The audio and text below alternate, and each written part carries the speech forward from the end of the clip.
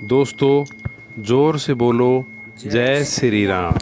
आज मैं एक छोटी सी कहानी के माध्यम से मेरे प्यारे देशवासियों को एक मैसेज देना चाहता हूँ कि असली सुंदरता क्या है। एक छोटे से गांव में 3 महिलाएं सुबह के समय एक कुएं के पास पानी भरने आया करती थी। ये उनका हर दिन का रूटीन था और इस दौरान वो अक्सर अपनी ज़िंदगी, घर परिवार आदि के बारे में बातें किया करती थी। आज भी वजह से ही वो पानी भरने के लिए कुएं के पास रुकती हैं तो वही बातें शुरू हो जाती हैं और पानी भरकर कुएं के पास बातें करने के लिए बैठ जाती हैं। बातों बातों में ही एक महिला जो काफ़ी गर्व से अपनी बहू की बातें कर रही थी बोली, मेरी बहू बहुत ही सुंदर है। उसकी खूबसूरती के चर्चे तो हर जगह हो रहे हैं। हर कोई उसकी तारीफ कर रहा है। उसका चेहरा, उसकी आंखें और उसकी मुस्कान सब कुछ लाजवाब है। उसकी खूबसूरती का कोई मुकाबला नहीं है। अब एक दूसरी महिला बोली, मेरी बहू भी बहुत सुंदर है। इसके साथ साथ वह एक बड़ी कंपनी में बड़ी अफसर भी है।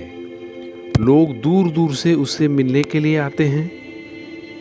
इसकी बात खत्म होते ही तीसरी महिला बोलती है, जो काफ़ी शांत और संवेदनशील थी, कहती है, अब मैं क्या बोलूं? मेरी बहू ना तो बहुत सुंदर है और ना ही किसी बड़ी कंपनी में अफसर है। वह तो बहुत सी साधारण महिला है।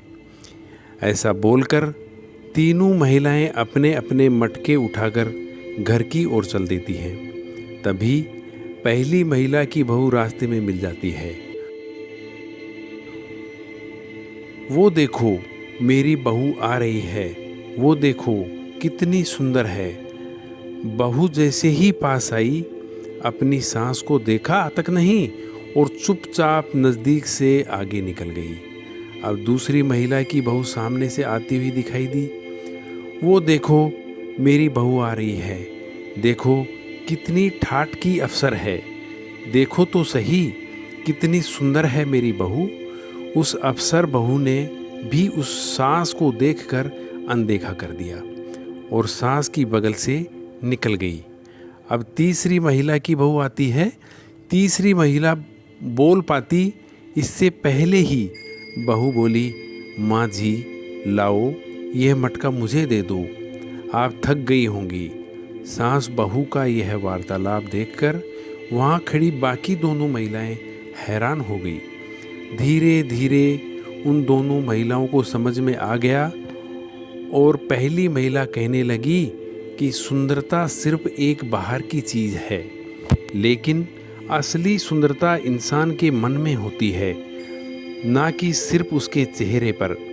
किसी महिला के व्यवहार और मानसिक स्थिति से यदि दूसरों को सुख और शांति मिलती है, वही असली सुंदरता है। सुंदरता सिर्फ एक छवि है।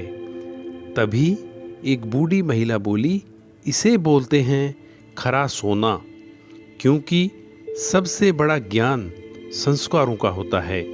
दोस्तों, कहानी आपको कैसी लगी कमेंट करें और जाने से पहले मेरे साथ बोलें, जय श्री राम।